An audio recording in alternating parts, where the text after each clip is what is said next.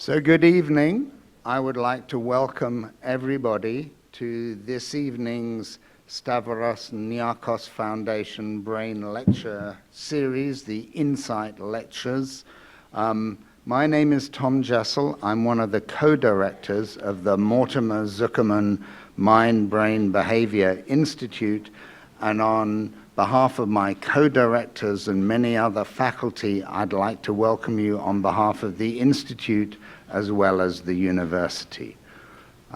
This lecture series, as indicated, is made possible by the generosity of the Stavros Niarchos Foundation. And we have several representatives of the foundation here today: John, Catherine, Stelios, Vasily. So I usually make these people stand up, and I don't want to do that today. So if you just wave your hand, Stelios, a little bit, we can appreciate everything you've done for the Mind-Brain Behavior Institute.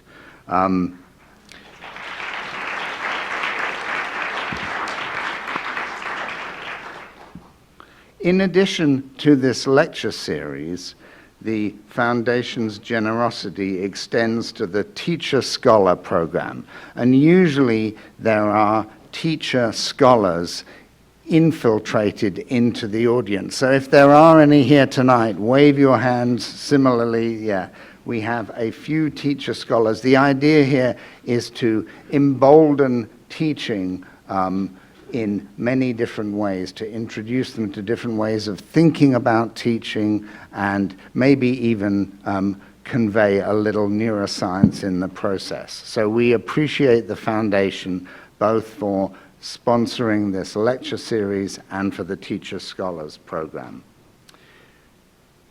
Today's lecture is given by Kimberly Noble, who is until recently a member of Columbia Medical Center. She's now a professor at Teachers College, which is affiliated with Columbia.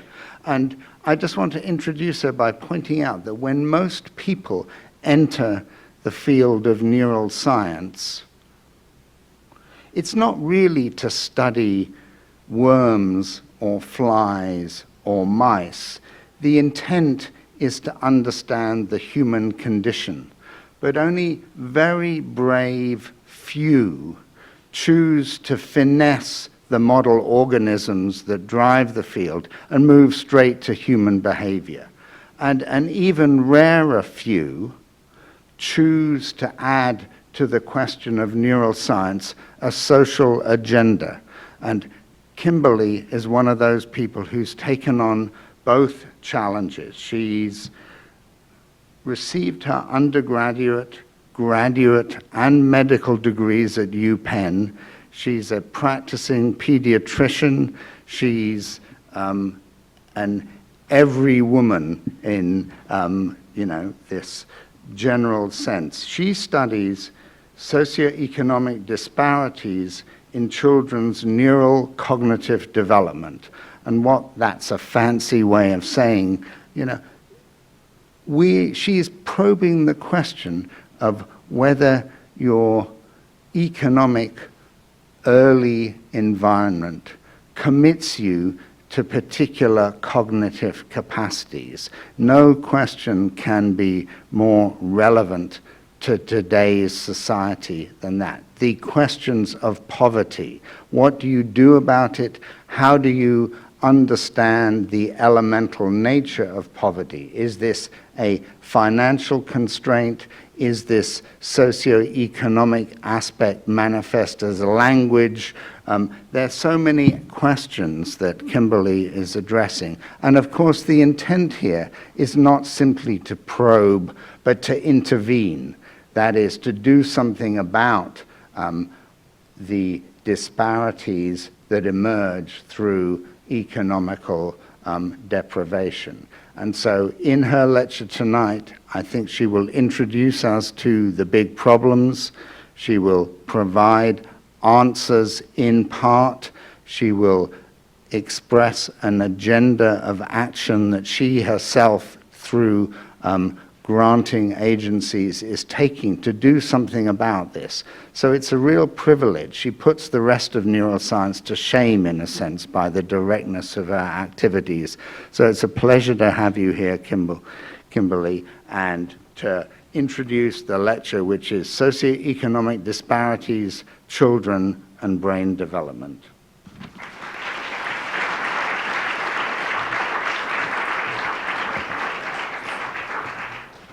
Thank you, Tom, for that generous introduction, and many thanks to the Zuckerman Mind, Brain, and Behavior Institute and to the Stavros Niarchos Foundation for supporting us tonight.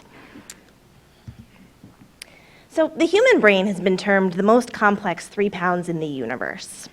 And it's not hard to see why when we consider the fact that we're born with 100 billion neurons or brain cells, and we develop between 250,000 and 500,000 new brain cells every minute in the first few months of life.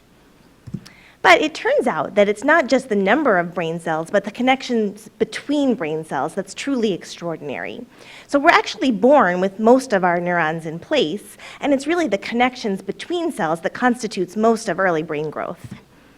And these brain connections become increasingly complex from birth through the first 3 or 4 years of life. So here you see the connections between brain cells at birth, at 3 months, and at 2 years. And in fact, by age 3, we have 1,000 trillion connections between our brain cells. Now, importantly, early experience shapes this brain developmental process.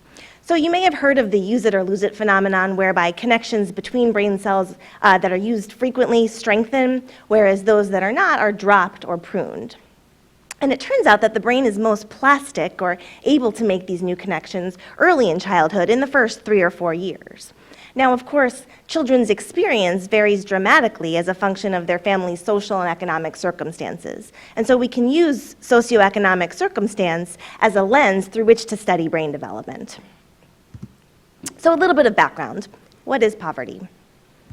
Well, poverty is a number defined by the federal government that varies by family size and composition, meaning the number of adults and children in the home.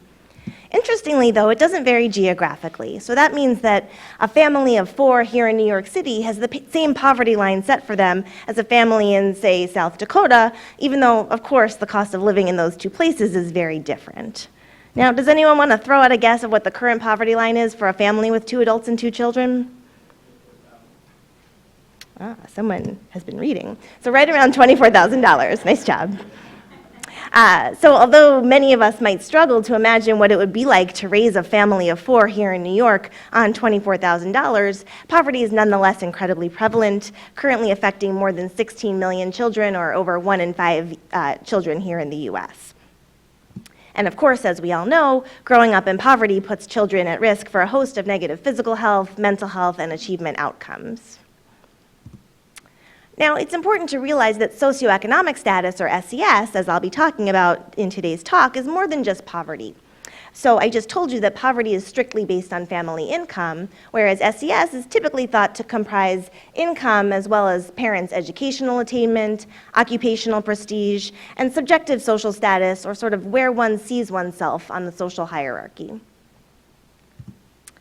And we know that childhood SES, when conceptualized in this way, is associated with a number of broad outcome measures that are important for children's cognitive development. Things like school achievement test scores, grade retention, whether a child has moved on to the next grade in school, literacy, IQ, and school graduation rates. And in fact, it turns out that the SES gap in cognitive development and academic achievement tends to emerge pretty early in childhood and really widen throughout the elementary years.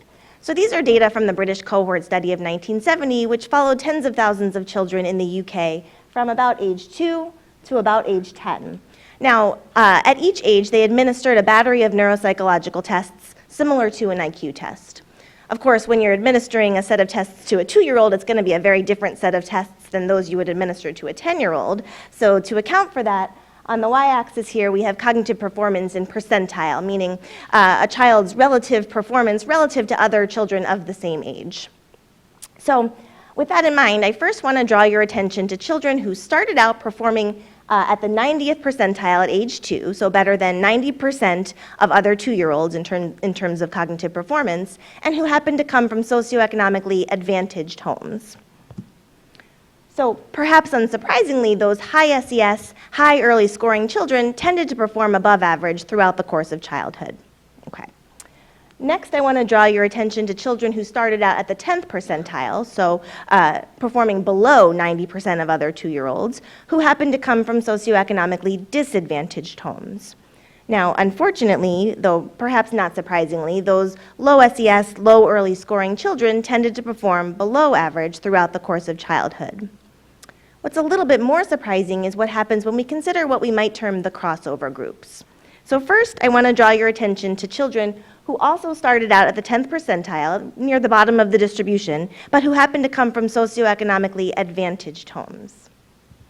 So those children actually rose in their relative rank over the course of childhood, so that by age 10, they were actually performing at or even a little bit above average. And finally, and most disconcertingly, I want you to consider children who started out at the 90th percentile, at the top of the heap of cognitive performance at age 2, but who happen to come from socioeconomically disadvantaged homes. So those children actually fell in their relative rank over the course of childhood, so that by age 10, a child's family socioeconomic circumstance is actually a much better predictor of cognitive development than his early cognitive skill. So I think this is a particularly stark illustration of the emergence of socioeconomic disparities in cognitive development over the course of early and middle childhood. But it leads to the question, what are the factors that are contributing to this SES gap in cognition and achievement? So to answer that question, you might think of things like differences in exposure to healthy, nutritious foods, differences in prenatal care or perinatal complications, differences in prenatal drug exposure, illicit or otherwise, differences in exposure to environmental toxicants like secondhand smoke or lead, differences in the home learning environment or early schooling, and differences in exposure to family stress. And to this laundry list and the many others that you all are likely thinking of now, I would say yes. Really, each of these has been shown to contribute in part to the link between socioeconomic status and children's cognitive skill. So how do we make sense of this? Well, one way is to recognize that quote-unquote cognitive skill is really too broad. By which I mean that traditional achievement measures like IQ are really not specific in terms of brain function. Put another way, there's no one high school graduation part of the brain. So we can really be much more specific in asking which particular cognitive skills and corresponding brain areas seem to be most strongly associated with family socioeconomic background. And so that brings us to a cognitive neuroscience approach. So cognitive neuroscience is a discipline that teaches us that distinct brain structures and circuits support different kinds of cognitive skills, things like language, memory, executive function, which has to do with the ability to regulate one's thoughts and one's emotions, visual spatial skills, and a host of other more precise cognitive outcomes. And so using the lens of cognitive neuroscience, we can ask, which core cognitive systems seem to be most strongly associated with family socioeconomic background? And so that's exactly the line of questioning that we pursued in a series of studies about 10 years ago now, in which we recruited several samples of socioeconomically diverse families with children ranging in age from kindergarten through adolescence. And in each of these samples, we administered a series of neurocognitive tests designed to tap into particular brain systems. Now, these are data from one of those studies in a sample of 150 New York City first graders, but it turned out that our results across studies were actually remarkably consistent. So in these graphs here, you have SES on the x-axis with higher SES towards the right, so more socioeconomically advantaged on the right, and cognitive performance on the y-axis with higher scores indicating better cognitive performance. So in general, children from higher socioeconomic backgrounds tended to outperform their peers from more disadvantaged backgrounds, but this finding was particularly robust in 3 areas, namely in children's language skills, as well as memory and executive function, which again has to do with the ability to regulate one's thoughts and emotions. And so, building on this work, we have several new questions that we're pursuing. So the first is just how early in infancy or early childhood are these SES disparities detectable? The initial work started with kindergarten on up, where we already found remarkable differences by the time children were starting formal schooling. Just how early in their lives can we detect these differences in cognitive performance? Secondly, how do these differences in children's cognitive and behavioral performance relate to differences in the structure of their brains themselves? Third, which particular experiences seem to account for SES differences in children's cognitive and brain development? And finally, and most dear to my heart, how can this work inform interventions? Okay, so starting with the first question, just how early are these effects detectable? So to ask this question, we recently completed a study in which we recruited 179 infants from socioeconomically diverse families who happened to be part of a larger birth cohort. We were fortunate to be able to study these children longitudinally. Half of them we studied from 9 to 15 months and half from 15 to 21 months of age. And we administered some commonly used tests of infant language and memory development. So to orient you, here on the x-axis we have children at 9 months, 15, and 21 months. And on the y-axis, we have performance on a composite of language skills. Now again, the kinds of tests that you're able to administer to a 9-month-old infant are very different from those you could administer to a child who's almost 2. So again, on the y-axis, we have performance relative to other children of the same age. Now here in blue, you have children born to the most highly educated parents. The red line represents children born to middle-educated parents. And the green line represents children born to the least educated parents in the sample. So what I want you to notice is that from 9 to 15 months, the lines are relatively flat, meaning we're not really seeing the emergence of socioeconomic disparities in language development by that point. However, between 15 and 21 months, you see a very different picture. So here you see children of the most highly educated parents rising to the top of the distribution, and children of the least educated parents, unfortunately, falling to the bottom of the distribution. And it turns out that this difference isn't just what we call statistically significant, but it's clinically significant as well. So the difference between these two lines in statistical terms is about 0.8 standard deviations. To give you a sense of the magnitude, that's equivalent in magnitude to about 12 IQ points. Now, again, this wasn't an IQ test we were administering. It was a series of tests of children's language skill, but it nonetheless gives you a sense of just how large the disparities are already before children even turn 2. And the story was very similar for children's memory development. Again, between 15 and 21 months, you see the emergence of these disparities. And again, the magnitude of the difference between the children of the most highly educated parents and the children of the least educated parents was about 0.8 standard deviations. So really quite large. Okay, so moving on to what we can actually say about the brain itself. How do these differences in cognitive development relate to differences in children's brain structure? So I've told you now that children's socioeconomic background tends to be related to children's memory skill that's been shown now in children ranging from infancy through adolescence. And we've known since the 1950s that memory is largely dependent on a structure known as the hippocampus, depicted here in green, located deep within the temporal lobes of the brain. And as early as the 1950s, it was shown that in many cases, individuals with larger hippocampi tend to have better memory skill. So we hypothesized that children from higher socioeconomic backgrounds might have larger hippocampi. And in fact, that's what we found, that higher family income tends to be associated with greater hippocampal volume in the children. And this finding has now been replicated in 4 independent labs across the country, so it does seem to be a pretty robust finding. Now, what can we say about the rest of the brain? So due to some statistical constraints that I won't get into here, most studies of brain structure focus on one or just a few brain structures. You really need a very large sample to be able to look across the entire brain. So I was very fortunate to be able to collaborate with investigators in the Pediatric Imaging, Neurocognition, and Genetics, or PING study last year, which was a very large study in the brain imaging world of over 1,000 children and adolescents ranging in age from 3 to 21.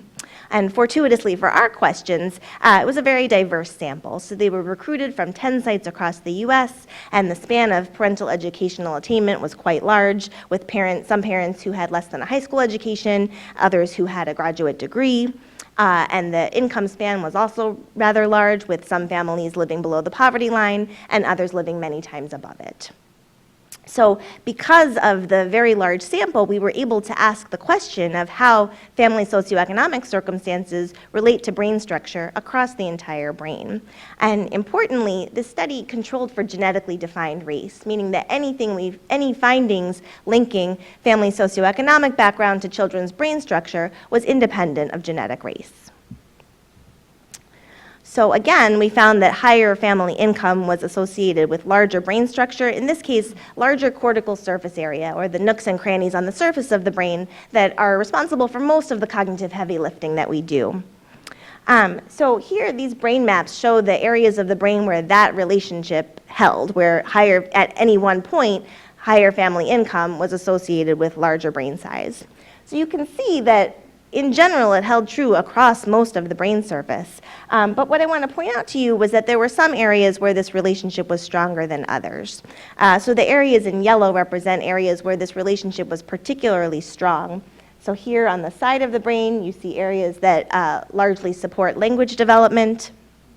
Here in this picture, you can imagine cutting straight through the middle of the brain. This area in the front of the brain, part of the prefrontal cortex, is very important for supporting executive function, which again has to do with regulating thoughts and emotions and staying on task. Now there's a couple of important points and caveats I want to point out here. The first is that this relationship between family income and cortical surface area in children was strongest among the most disadvantaged families. So that means that dollar for dollar, any differences in income were associated with particularly or proportionally greater differences in cortical surface area among the most disadvantaged families. So put another way, an additional $10,000 goes a long way for a family making $25,000 a year. For a family making $200,000 a year, it doesn't amount to that much. The second point that's really critical here is that there's dramatic variation from person to person. So yes, I can say that across the entire sample of 1,100 children, in general, higher family income is associated with greater cortical surface area. But there were many children from low-income families who had large surface areas, and many children from high-income families who had small surface areas. So in no way could someone tell me a child's family income and I'd be able to predict with any accuracy what that particular child's brain surface area would look like. You know, a similar analogy is with height. So we all know that at a given age, most boys are taller than most girls, but of course we all know that there are many girls who are taller than many boys. Similarly, there are likely multiple mechanisms at play here. So again, going back to height, in addition to gender, there are other things like nutrition and genetics that determine a person's height. Similarly, there are many things outside of family income that are going to determine a child's brain surface area or brain size. Furthermore, we're really interested in trying to unpack just what are the mechanisms behind family income. So what are the differences in experience that are likely causing these differences? Is it differences in nutrition? Is it differences in the number of books and toys in the home? Is it differences in parents' mental health? And likely many other things. And we're currently actively pursuing those questions in my lab. Regardless, we do believe that at least some of the link between family economic circumstance and children's brain development is likely based in differences in experience. And so if we're right about that, if these are in part at least experience-based differences, then one would predict that at birth, we would see very few differences across socioeconomic lines in children's brain function and structure. And so my postdoctoral fellow, Natalie Brito, recently tackled this question by examining a sample of children at birth and looking at their brain function. So I should take a step back and say that the work I just showed you, the neuroimaging work, was conducted using MRI. Now, if any of you have ever had an MRI, you know it involves sitting perfectly still in a dark and noisy tube. It's rather challenging to do with young children. So we have other methodologies that we have at our disposal, including the one I'm showing here, which is electroencephalogram or EEG. So EEG has the nice benefit of being portable. It just involves putting this net on the child's head. The child's able to sit on his or her parent's lap, and in general, they don't mind it too much. So EEG measures electrical activity in the brain, and so we're able to use EEG to assess whether there are any differences in electrical activity in childhood, and in the case of the study I'm about to show you, whether there were any differences at birth. And it turned out there were none. So here on the x-axis, we have family income. On the y-axis, we have electrical activity. And you can see that regardless of where a family fell on the economic spectrum, there really were no systematic differences in children's brain activity at birth. Okay. So if we believe this story, that at least part of the link between family economic circumstances and children's brain development is likely rooted in experience, we can ask what experiences might explain these differences. So I showed you this slide before. My lab is particularly interested in two of these possible mechanisms, namely the home language environment and family stress. And so I'm going to paint you a picture of what I think might be going on here, and then I'm going to give you a flavor of how we're going about testing this theory. So what we think is happening is that we know that there are socioeconomic differences in the quality and quantity of language children hear. And in turn, these differences in the home language environment seem to be important for shaping development of parts of the brain that support the development of language skill. Simultaneously, we know that there are SES differences in exposure to family stress. And it turns out that exposure to stress has important effects on the hippocampus, which I already told you supports memory development, as well as on circuitry that supports the development of regulation of thoughts and emotions. Okay, so turning first to the top part of the model, what can we say about SES differences in the home language environment? So these are data from Hart and Risley, who were pioneering investigators in the mid-90s, who followed a group of children longitudinally from infancy through age 4. And every month, they went into these children's homes and for a few hours tape recorded every word that the children heard and every word that they spoke. And it turned out that at every single age, the children from the higher SES homes heard many more words than the children from the lower SES homes. So that by age 4, if one were to extrapolate out over every waking hour of those children's lives, that amounted to a 30 million word gap. That is, the children from the more advantaged homes, on average, heard 30 million more words over the course of their brief lifetime than the children from the more disadvantaged homes. And it turned out it wasn't just the number of words that varied so dramatically, but also the complexity of the verbal interactions, as well as the responsiveness or the conversational nature of the verbal interactions. And later it was shown that the number of words children heard was directly related to their vocabulary size. So how does this relate to the development of language-supporting brain regions? Well, recent work by Patricia Kuhl at the University of Washington suggests that it may. So she's done a series of very interesting experiments suggesting that one-on-one social interaction is critical for shaping the development of language-supporting brain regions. So in one of these studies, she invited a group of monolingual English-exposed infants, so children who had only ever been exposed to English in their lives, into the lab. Some of these children were assigned to spend several hours a week interacting one-on-one with a Mandarin Chinese speaker. So this individual did all the normal things you would do with a baby, speaking, playing, reading, but did it in Chinese that the babies had never heard before. A second group of these English-speaking infants were sent down the hall and heard the exact same interactions on closed-circuit TV. So heard all of the same Chinese words, Chinese language, Chinese interactions, but didn't have the one-on-one interaction with the individual. And then there was another group who never encountered any Chinese language at all. So what happened at the end of these 8 weeks? Well, it turned out that the children who were exposed a couple times a week to these one-on-one interactions, when the investigators examined their brain function, their brains exhibited patterns suggesting that they were able to discriminate sounds in the Chinese language just as well as native Chinese-speaking infants. Meanwhile, the kids who had been assigned to go down the hall and hear the Chinese language on TV were no better at discriminating the Chinese sounds than were the infants who had never been exposed to Chinese in the first place. So it suggests that there's something about the one-on-one interaction of a language speaker with a language speaker that really helps to shape the development of brain structures that support language development. So we're trying to ask this question a little bit more directly as to whether the home language environment might explain SES differences in brain structure and function. And to do so, we're using something called the LENA, or Language Environment Analysis software tool. It's this small 2.5-ounce device that can be tucked into the pocket of specialized clothing. And it's essentially a digital recorder, so it records every word that the child hears and every word that the child speaks. But unlike Hart and Risley, who had to take their cassette tapes back to the lab and transcribe all of these interactions, we have the pleasure of just being able to insert our LENA into our USB drive, and then it automatically uploads and gives us an output of the number of words that the children heard and when they heard them, as well as a number of other metrics as well.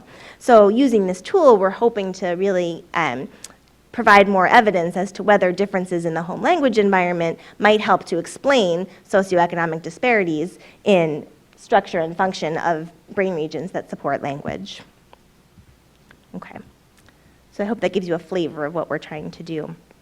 Turning to the other arm of the pathway, what can I tell you about socioeconomic disparities in stress? Well, of course, it's no surprise that lower socioeconomic backgrounds are associated with higher family stress due to differences in things like access to material resources, chaos in the home, exposure to neighborhood violence.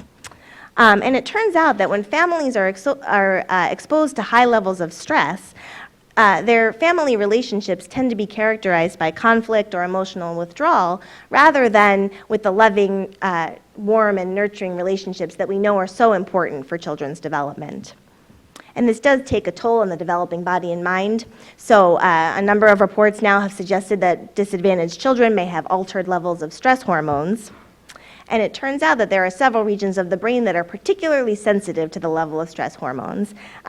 Two that I'm particularly interested in, again, are the hippocampus, which I've told you supports memory, and these areas that support regulation of thoughts and emotions.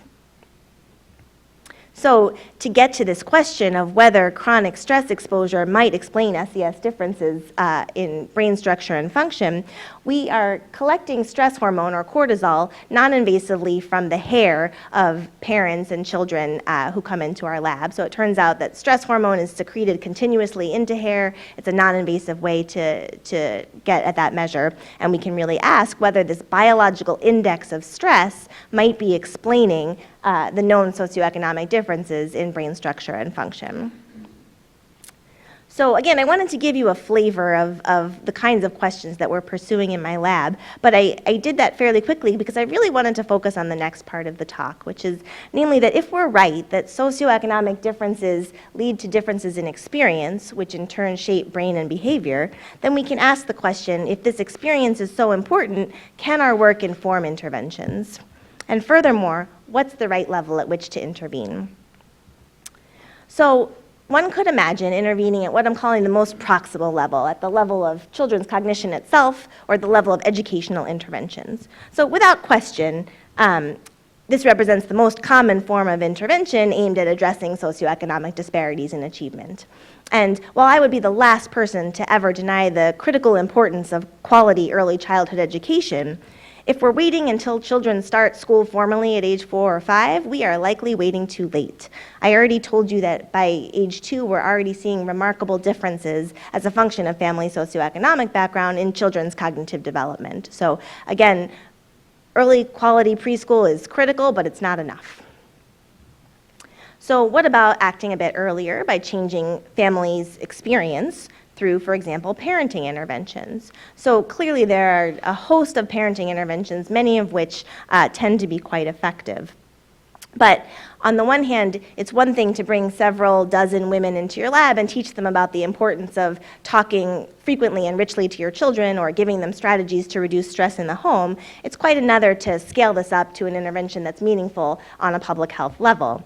And so while many of these interventions can be effective, they often are quite difficult to scale up. Now, that's not to say that there aren't many interventions that even on the public health level show moderate effects. Things like nurse-family partnerships represent a very important home visiting program. Nonetheless, those larger interventions tend to often suffer with problems both of uptake and attrition. So I want to challenge you to ask whether it might be possible to intervene at what I'm calling the most distal level by changing SES itself. Now you might say, well, you can't assign people to different socioeconomic circumstances. And on the one hand, that's true. But on the other hand, a small amount may go a large way. So correlational work suggests that a $4,000 increase in annual income between the prenatal year and age 2 leads to dramatic differences for those children when they grow up. So they earn more, they work more hours per year, and there's even some evidence that their health is improved in adulthood. So with that in mind, I'm very excited to be part of a group of social scientists and neuroscientists from around the country planning and piloting the first clinical trial of poverty reduction in early childhood. So we recently completed a pilot study that I'll tell you about, and we're currently raising funds for the larger study. And in the larger study, our goal is to recruit 1,000 low-income mothers from sites across the U.S. and randomize them. So half will receive a large monthly income supplement, and half will receive a nominal monthly income supplement. Both groups will receive this supplement every month for the first 3 years of their children's lives. So in this way, we'll actually be able to test whether reducing poverty causes important differences in the development of children's cognitive, emotional, and brain development in the first 3 years when we know that the developing brain is most malleable to experience. So the plan is that we'll be handing out debit cards in the hospital at the time that the mothers give birth, and then following these families up annually through the first 3 years, following up on these important measures of children's cognitive, emotional, and brain development, as well as on important measures of family functioning and parenting. Our theory is that we expect that this income will affect families largely through 2 pathways. One is one I'm calling the increased enrichment, or sort of what money can buy pathway. So are parents buying more books and toys? Are they taking more trips to the museum? Can they afford higher quality childcare or better neighborhoods? And the other is what I'm calling the reduced stress pathway. So here the idea is that if parents are less concerned about keeping the lights on, if they're less worried about whether they have to work that 3rd job, are they more able to be present and engage with their children in warm and nurturing manner? And I should say that the answer is probably different from one family to the other. So we will be characterizing these pathways carefully, but in the end, it's really the final outcome that matters. So as I mentioned, we recently completed a pilot of this work with 30 women here in New York City, and we're pleased to find that it does seem to be a highly feasible approach. So in this pilot study, we had over 90% retention over the course of the year, and really very few problems with debit card implementation. So most moms used the debit card within the first few weeks of receiving it. They used it monthly upon having the funds reload. And interestingly, this was the case even though for over 1/5 of our participants, this was their very first time handling a debit card. And it turns out that even in small amounts, the moms reported that the money tended to make a big difference. So some anecdotal quotes. Believe it or not, even an extra $20 helps. There were times I found myself completely broke. I go and I use it, and that means I can make it for another week. I was able to put at least some of it toward the baby's expenses, which are huge, especially these first few years because there's so many things at once. The money from the card really, really helped me out, especially one month that we didn't have the food stamps, we didn't have anything at all. Now, most moms reported using the card for the baby or for other children in their family, but because it's a debit card, we actually don't have to just take their word for it. We're actually able to track how they're spending the money. And so the point of this slide isn't to have you take a look at all of the different places people spent the money, but what I do like to point out is that out of the 1,112 transactions that took place over the course of the last year, there were exactly 3 that took place at a liquor store. And more importantly than how the parents are spending the money, we're seeing preliminary effects on the children as well. So I should say, please do take these data with a grain of salt. We're talking about a very small pilot group. The predominant point of the pilot study was to test the feasibility of our procedures, not to look for outcome differences. Nonetheless, we were pleased to find trends in the directions that we expected. So in addition to more child-related expenditures, we have reports of more frequent mother-child activities in the intervention group relative to the control group, and importantly, less household chaos and less parenting stress. So I'd like to leave you with this question of whether boosting family income can change children's trajectories for the better. The hope is that this larger study will, in part, answer that question. And if that's if our findings do turn out as we're hypothesizing they will, it should have important implications for policy. So we're hoping that this work will inform debates on the generosity or cuts to both existing social service programs as well as new ones that affect the welfare of families with young children. So it should inform debates about things like SNAP or food stamps, WIC, TANF, housing vouchers, as well as things that have been in the news lately like paid family leave and minimum wage. So I'd like to leave you with this thought that income may not be the only or even the most important factor in children's brain development, but it may be the most manipulable from a policy perspective. So with that, I'd like to thank you very much for your attention. My thanks to my lab, collaborators, and funders, and I'd welcome your questions.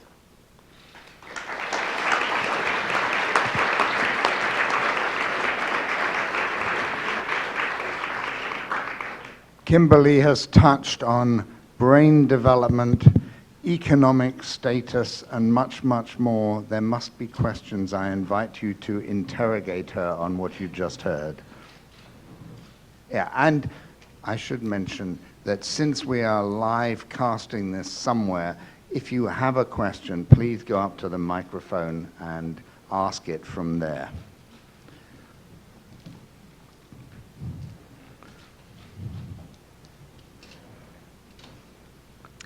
Hi, thank you. Thank you for being here and explaining your research to us. I'm wondering whether or not you or other researchers have looked at,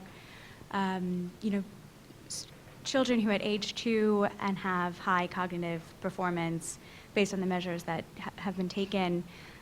Those who did not, in fact, follow that natural curve and decline. If there are, what kind of buffering factors can be identified. Looking at interventions that might actually explore those factors that can prevent that kind of pattern? Yeah, so it's a great question. There's a lot of work going on resilience, sort of what are the factors that are protective. I think parents are universally considered to be the most important inoculator, right? So we know that high quality parenting, for lack of a better word, is probably the most important single predictor of children's outcomes. So that, again, would suggest that parenting interventions may be very effective. The question is just whether they're scalable. And so are you intervening at the level of teaching parents how to parent, or are you giving them the resources to make the best decisions for themselves and their families?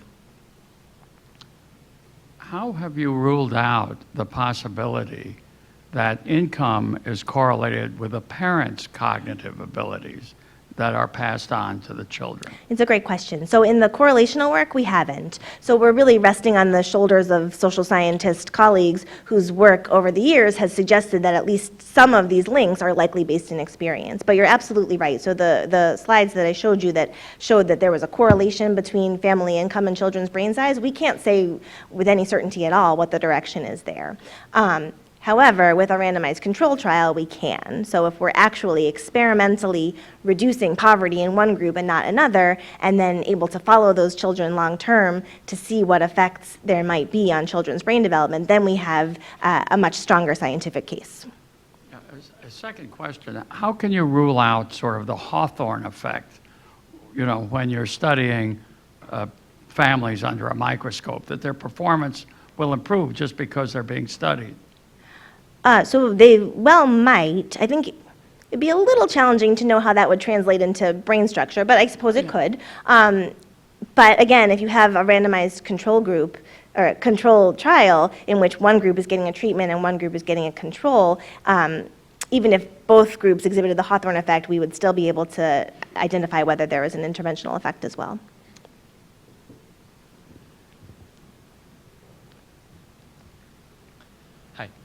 In one of the earlier slides that showed the early changes in brain development, the lowest third showed higher performance at the very first age. Is that just a statistical anomaly? Yeah, great picking up of that. So it's called regression to the mean. It's a pretty common statistical finding, as it were. So one way of thinking about it is that those children who started out at the 90th percentile at age 2, some of them just guessed. Right? So some of them aren't like true 90 percentiles, and same thing at the bottom, right? So some of them aren't true 10th percentiles, they were sick or they, filled in the wrong bubble or whatever. So there's some error there, and so that's captured by regression to the mean over time. So sort of the noise washes out. And then also there's the fact that cognitive tests become more reliable as children get older. Thanks. Can I ask you a question, Kimberly? course. You provided some evidence that this socioeconomic status affects brain surface area. And the assumption was that increases in brain surface area are good things. I can imagine examples where expansion of surface area absent a corresponding increase in neuronal density is not necessarily good. So how do you think about these surface area measurements? Yeah, no, that's a great question. So other work has suggested that increased surface area in childhood at around age 10 is actually correlated with higher intelligence in the children. And then furthermore, in that study, I didn't show you the data, but we replicated past findings that children from higher income families were better performing on a number of cognitive measures, and the increased surface area partially accounted for that. So there's no danger that the sort of expanded surface area of hippocampus in schizophrenics is, playing into any of the data that you have here? So I guess I would say on a population level, the relatively small differences in surface area, even at the difference between the highest income and the lowest income children, we're only talking about a 6% difference. So at sort of a population level, no, I don't think those are pathological changes. Could you imagine a pathology that resulted from too much surface area? Probably.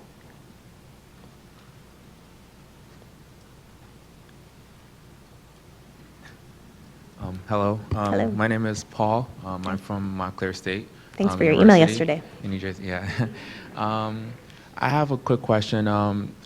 President Obama, one of his top priority is to have universal pre-kindergarten in the United States for children.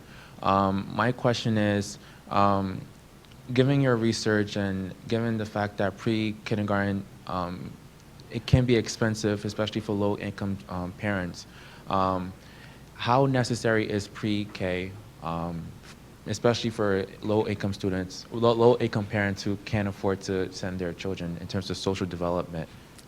So I think it's very important. So I would never argue that we shouldn't be doing pre-K and then just having kids start in kindergarten. I think the situation will be even worse. What I was trying to argue is that pre-K is not enough. So I think really we should be starting earlier. If you look at the rates of eligible children who qualify for Head Start, which as many of you know is federally funded preschool for low-income children, I think there are spots for something around half of children who would qualify. If you look at rates for early Head Start, which is for children 3 and younger, fewer than 10% of kids who would qualify actually have a spot available to them. So we are way underfunded in high quality early childhood, very early childhood resources. And my second question is, I'm an aspiring physician. I hope to become a physician one day and work in underserved populations as well. What inspired you, or what experience did you have that allowed you to dwell into this type of research or this topic in terms of socioeconomic disparities? It's a great question, and I think really speaks to the importance of strong mentorship. So I had spent some time in college working with underprivileged youth, but didn't really expect it to be part of my academic career. At the time, I was starting a graduate program with Martha Farah, who's a professor at the University of Pennsylvania.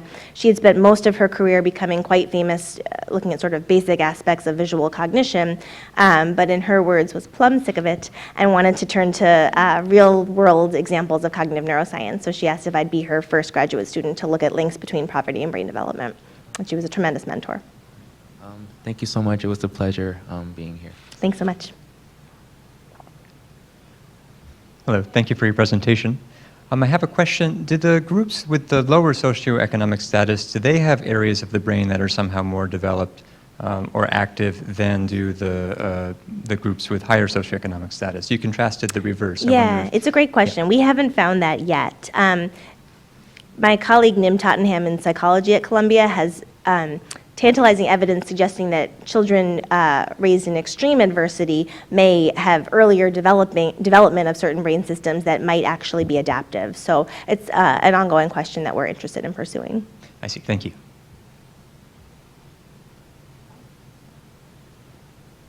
The end of your presentation turns to a number of social welfare policies, things that we're hearing from presidential candidates, people who are in Congress, involving minimum wage, involving raising benefits in various social programs. Have any of those recommendations, which we've heard from you, been taken to legislators? Have they been taken to people running for president, so that perhaps they might be included in platforms? So I don't know about people running for president. They're wonderful recommendations, but they should become part of the platforms of people running for office. Well, Has any of that thank you been for done? that. I would say that at this point, we strongly hypothesize that our work could be relevant for these policies, but we're really hoping to get the results of the randomized control trial, so we'll be able to have what we call more definitive scientific proof that we'd be able to take to policymakers. Okay. Well, good luck when you take it to that next level. Thank you. Because that's where it belongs. Thank you. Thank you very much. Just a second question. Could the results of the Mandarin Chinese study be extrapolated to differences in cognitive development related to, let's say, language on television and language from parents reading to a child? Absolutely. So it's a study that is often cited as evidence that screen time is not beneficial for teaching children language, whereas one-on-one interaction is. Thanks. Thanks again for the presentation. I had a question. You, somewhere in the slides, it mentioned that it'd be $4,000 per family, I guess, throughout the 4 years, or I guess each year would be $4,000? Yeah, it's each year divided monthly. Okay. I'm wondering if there's like also some idea of what like the cost-benefit analysis for the other interventions you guys have also identified and how that compares to this possible intervention? Yeah, I can tell you Head Start costs something around $12,000 a year per child. Okay. So I think for the real cost-benefit analysis, we'll have to see what the benefit is at the end of the day. But based on the correlational work, we know that amount is associated with a meaningful difference in cognitive development. So it was sort of chosen as an amount that we thought would produce some bang for our buck, but also as sort of a policy-relevant amount, right? No one's going to give out $1 million a year to every family, so it has to be something that's policy-relevant. Okay, thank you. Sure. It occurs to me that the effect of your intervention might be limited, first of all, by other programs that the family is participating in, such as SNAP. If they don't get SNAP and they get your money, they're still not going to do as well as someone who also gets something like SNAP. So, And the second question I have is there a limit to the amount of improvement that could be expected? A child must still be limited by his genetic base. sure. Okay, so to the first question, I guess there's sort of a two-part answer. So whether or not a family gets SNAP should be equally divided across the intervention and control groups if we do randomization correctly. A corollary to that I don't think you were asking, but that's important to note, is that it's very important that the money that we're giving not be counted against families in determination of their benefits. So that's something called clawback. So if we hand them $4,000 and the government takes back $4,000 of benefits, it's not only unethical but scientifically silly to do the study, right? So we are securing clawback waivers in each of these localities to say that for these 125 women in this site for this period of time for this study, this money won't be counted against them for determination of benefits. And part two, of course, people have sort of genetic differences in their ultimate ability to succeed academically. I think the question is just inequality of opportunity.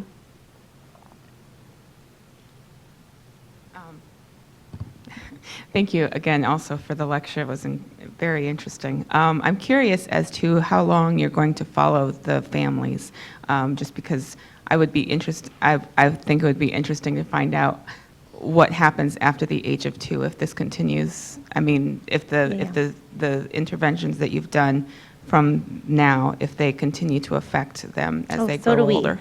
So it's a 5-year grant proposal that we're currently raising funds for. So, and within that 5 years, there's sort of some time to recruit the families at the beginning and time to analyze the data at the end. So it's 3 years of following the families. But absolutely, if our preliminary or 3-year effects are promising, we would love to continue to apply for further funding to follow them on up through adulthood if we can.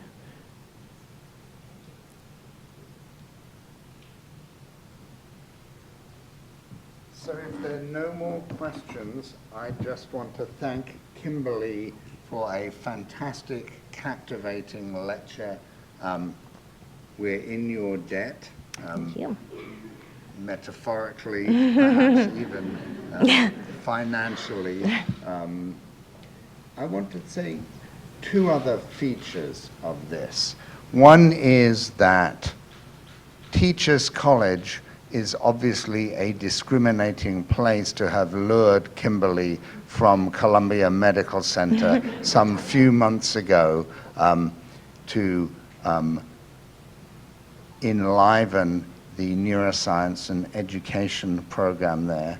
The second thing I'd point out is that the quality of questions, I think, has been probing this evening in an impressive way. And so the third thing I want to do, if I can yes, just please. advance that, Yeah. is if you like what you're hearing in these Zuckerman Mind Brain Institute Stavros Niarchos Foundation lectures, the credit goes to Mort Zuckerman, who is sitting there in the front, and we thank you, Mort, for all you've done.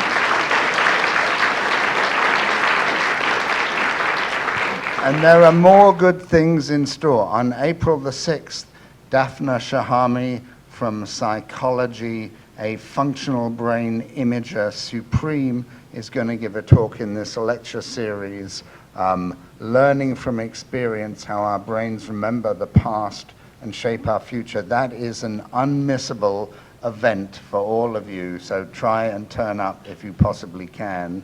And it's here in the same place, so this rigmarole of running you around different Columbia ventures to find the place doesn't exist, if you can remember where we are at the moment. And I just want to thank you for all your efforts in getting here tonight, in listening to Kimberly, in probing and interrogating, and we're grateful for your attendance. Thank you very much.